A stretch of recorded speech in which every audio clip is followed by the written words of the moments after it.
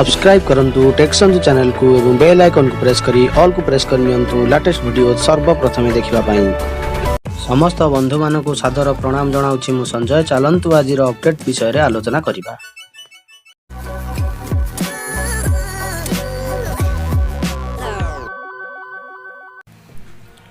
आज प्रथम तथा मुख्य अपडेट रही माध्यमिक शिक्षा परिषद को गण शिक्षा विभाग चिठी ओटीटी परीक्षा त्वरित पदक्षेप ओटीटी आशायी को सरकार सूचक। यह निहाती एक खुशी खबर। तो देखा अधिक सूचना। राज्य में दीर्घ 11 मास धरी कोविड महामारी लगी रही शिक्षक होगा चाहूया बहु आशायी ओटीटी परीक्षार वंचित होती से आशा पूरण करने लगी सरकार पक्षर गोटे सुजोग देवाक निष्पत्ति होती। राज्य में तुरंत ओटीटी परीक्षा कराइबा लगी गण शिक्षा विभाग पक्षर माध्यमिक शिक्षा परिषद को पत्र लिखाई। आसंता मार्च किंबा एप्रिल सुधा परीक्षा कराइबा विभाग पक्षर कहुई। संक्रांत गण शिक्षा विभाग पक्षर माध्यमिक शिक्षा परिषद संपादक को विभाग अनुसचिव भागीरथी पृष्टि पत्र लिखि दर्शाई राज्य में शिक्षक अभाव पूरण करने लगी सरकार पक्षर ओटीटी परीक्षा माध्यम शिक्षक नियुक्ति प्रक्रिया आरंभ होती। एथिपाई विभाग पक्षर 2014 सेप्टेम्बर निष्पत्ति अनुଯାयी प्रतिवर्ष 2 थर ओटीटी परीक्षा होता है। प्रतिवर्ष जून और डिसेम्बर मासर प्रथम रविवार परीक्षा करा जायथाए। हेले चलित वर्ष कोविड महामारी जो चलित वर्ष ओटीटी परीक्षा हो पारि नहीं, जहाँफल शताधिक आशायी परीक्षा को नहीं निराशा भितर रही से चलित वर्ष पर गोटे सुजोग देवा लगी बोर्ड संपादक एक प्रस्ताव देते। उक्त प्रस्ताव को राज्य सरकार ग्रहण कर तेणु आसंता मार्च रे ओटीटी परीक्षा कराइबा अनुसचिव श्री पृष्टि पत्र रे दर्शाई। यह निहाती एक खुशी खबर। जो मैंने ओटीटी पास करना से आउ एक सुजोग दि जाइए। तो देखा नेक्स्ट अपडेट कौन रही। द्वितीय अपडेट रही प्रकाश पाइला सीबीएसई परीक्षा सूची द्वादश श्रेणी 2 सिटिंग। प्रथम दिन 10वीं पिला देवे ओडिया परीक्षा। पूर्वाह्न 10:30 रु परीक्षा प्रश्नपत्र लगी 15 मिनिट। तो देखा अधिक सूचना। भुवनेश्वर केंद्रीय माध्यमिक शिक्षा परिषद द्वारा परिचालित सीबीएसई 10वीं और द्वादश श्रेणी बोर्ड परीक्षा सूची मंगलवार प्रकाश पाई। उभय श्रेणी परीक्षा मे 4 रु आरंभ हो जून 10 पर्यंत चलो। परीक्षा सूची घोषणा संक्रांत में केन्द्रमंत्री डॉक्टर रमेश पोखरियाल निशंक ट्वीट कर सूचना देते। से कहते छात्रछात्री परीक्षा सूची घोषणा होती। परीक्षा सुचारू रूपे परिचालना कराई शेष करने को समस्त प्रकार व्यवस्था होती। कोविड कटकणा भितर परीक्षा परिचालना करा चलित वर्ष द्वादश श्रेणी परीक्षा 2टी सिटिंग रे अनुष्ठित हेब, किंतु दशम श्रेणी परीक्षा गोटे सिटिंग रे करा जिवो। दशम परीक्षा पूर्वाह्न 10:30 आरंभ हो 1:30 सर। द्वादश श्रेणी परीक्षार प्रथम सिटिंग पूर्वाह्न 10:30 गोटाए और द्वितीय सिटिंग अपराह्न 2:30 रु आरंभ हो 5:30 रे सर। 15 मिनिट पूर्व विद्यार्थी को प्रश्नपत्र दिज्व। 10:30 परीक्षार्थी खातार उत्तर लिखा आरंभ करेंगे। तेज परीक्षा हॉल सामाजिक दूरत्व रक्षा करने लगी 2टी सिटिंग रे परीक्षा करा जिवो। सूचनायोग्य सीबीएसई प्रैक्टिकल परीक्षा मार्च 1 रु आरंभ हेब। बोर्ड परीक्षा फल जुलाई 15 सुधा प्रकाश पाइब। साधारणतः प्रैक्टिकल परीक्षा जानुआरी रे और लिखित परीक्षा मार्च मासरे होता है, किंतु कोरोना संक्रमण को दृष्टि रखी उभय परीक्षार तारीख में परिवर्तन करा जायछि। यह निहाती एक गुरुत्वपूर्ण अपडेट। तो देखा नेक्स्ट अपडेट कौन रही।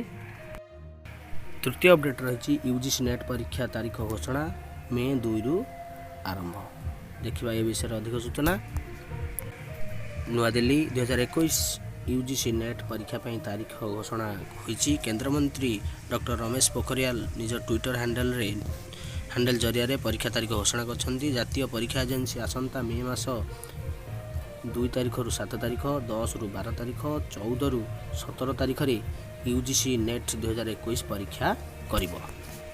शिक्षा मंत्री कहते जातीय परीक्षा एजेंसी जूनियर रिसर्च फेलोशिप एवं सहकारी प्रोफेसरों पर योग्यता परीक्षा आसंता मे मास 2 रु 7 तारीख, 10 रु 12, 14 एवं 17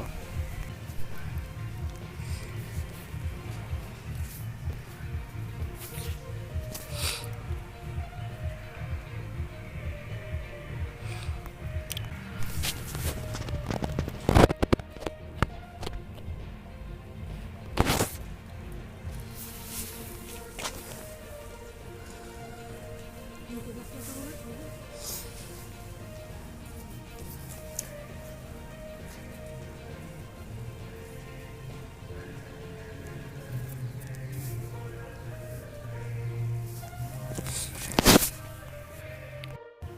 ଏକ ବଡ଼ ତଥା ମୁଖ୍ୟ ଅପଡେଟ୍ ରହିଛି ମାଟ୍ରିକ ପରୀକ୍ଷା ପ୍ରଶ୍ନପତ୍ର ଶୈଳୀକୁ ନେଇ ଦ୍ୱନ୍ଦ୍ୱ।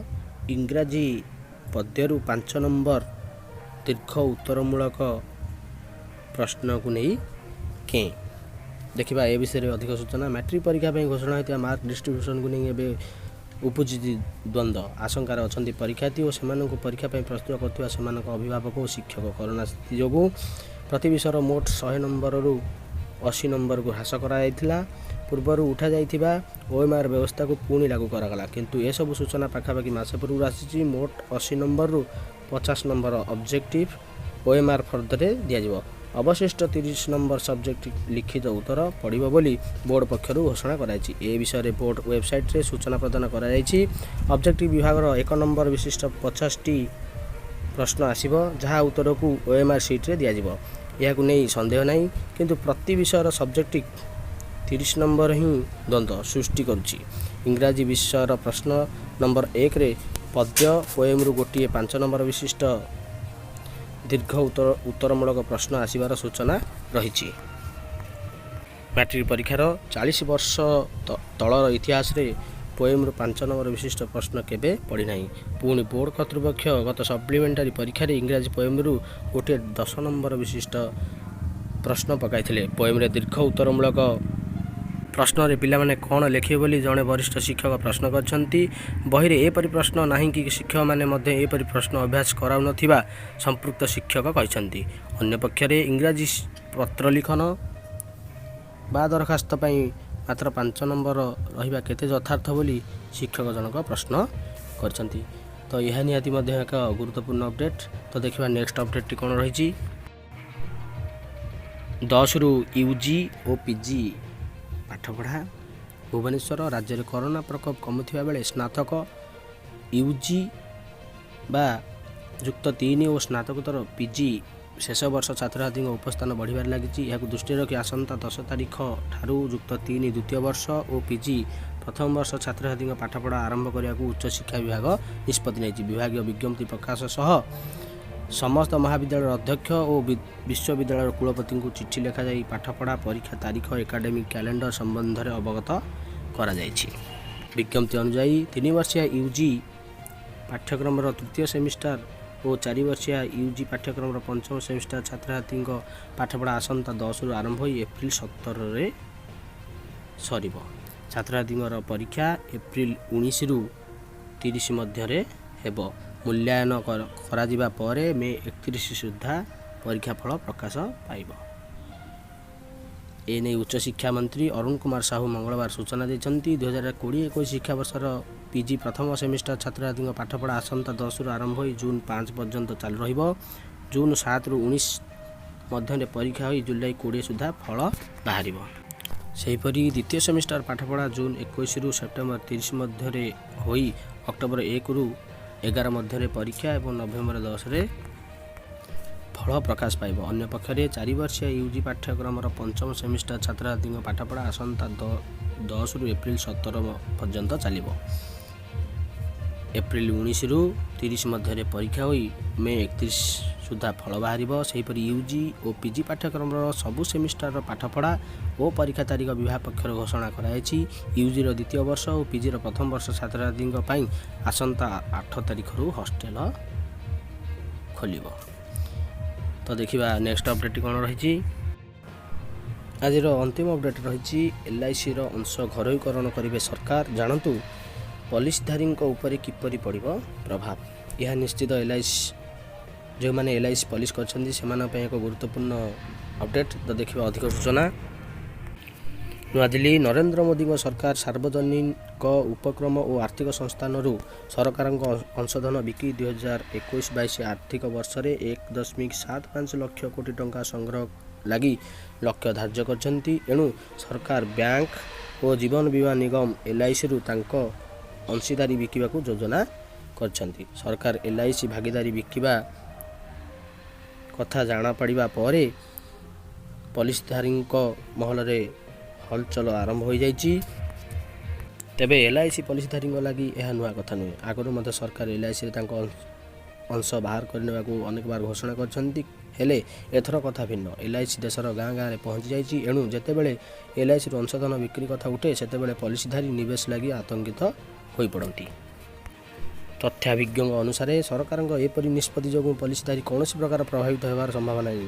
କେନ୍ଦ୍ର ଅର୍ଥମନ୍ତ୍ରୀ ନିର୍ମଳା ସୀତାରମଣ ସଂସଦରେ କେନ୍ଦ୍ର ବଜେଟ୍ 2020-21 ଉପସ୍ଥାପନ କାଳରେ LICର ପ୍ରାରମ୍ଭିକ ସାର୍ବଜନିକ ନିର୍ଗମନ IPO ଏପ୍ରିଲ 1ରୁ ଆରମ୍ଭ ହେବାକୁ ଯାଉଥିବା ଆର୍ଥିକ ବର୍ଷରେ ଆସିବ ବୋଲି ଘୋଷଣା କରିଛନ୍ତି।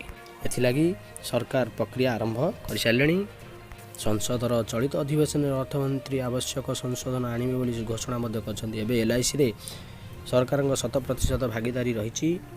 ସରକାର 2021-22ରେ ଏକ ବ୍ୟାଙ୍କ, ଏକ ସାଧାରଣ ବୀମା କମ୍ପାନୀର ଘରୋଇକରଣ ଯୋଜନା ମଧ୍ୟ ରଖିଛନ୍ତି। ଏଥିଲାଗି କିଛି ଆଇନଗତ ସଂଶୋଧନର ଆବଶ୍ୟକତା ଥିବାବେଳେ ଅର୍ଥମନ୍ତ୍ରୀ ସଂସଦର ଚଳିତ ଅଧିବେଶନରେ ଏଥିଲାଗି ପ୍ରସ୍ତାବ ଉପସ୍ଥାପନ କରିବେ ବୋଲି କହିଛନ୍ତି। ତ ଏହା ନିହାତି ମଧ୍ୟ ଏକ ଗୁରୁତ୍ୱପୂର୍ଣ୍ଣ ଅପଡେଟ୍। ଆପଣମାନଙ୍କୁ ଅଶେଷ ଧନ୍ୟବାଦ। କିନ୍ତୁ ତା ପୂର୍ବରୁ କହି ରଖିବି, ପ୍ରଥମେ ମୋ ଚ୍ୟାନେଲଟିକୁ ସବସ୍କ୍ରାଇବ୍ କରିନିଅନ୍ତୁ ଏବଂ ପାଖରେ ଥିବା ବେଲ୍ ଆଇକନ୍କୁ ପ୍ରେସ୍ କରି ଅଲ୍କୁ ପ୍ରେସ୍ କରିନିଅନ୍ତୁ। ଫଳରେ ମୁଁ ଯାହା ନୂଆ ନୂଆ ଅପଡେଟ୍ ଅପଲୋଡ଼ କରିବି ତାର ନୋଟିଫିକେସନ୍ ଆପଣମାନେ ସର୍ବପ୍ରଥମେ ପାଇପାରିବେ। ଏବଂ ଭିଡ଼ିଓଟି ଆପଣମାନଙ୍କୁ ଭଲ ଲାଗୁଥିଲେ ହୃଦୟରୁ ଗୋଟିଏ ଲାଇକ୍ ଏବଂ ଭିଡ଼ିଓଟିକୁ ସେୟାର କରିନିଅନ୍ତୁ। ଧନ୍ୟବାଦ।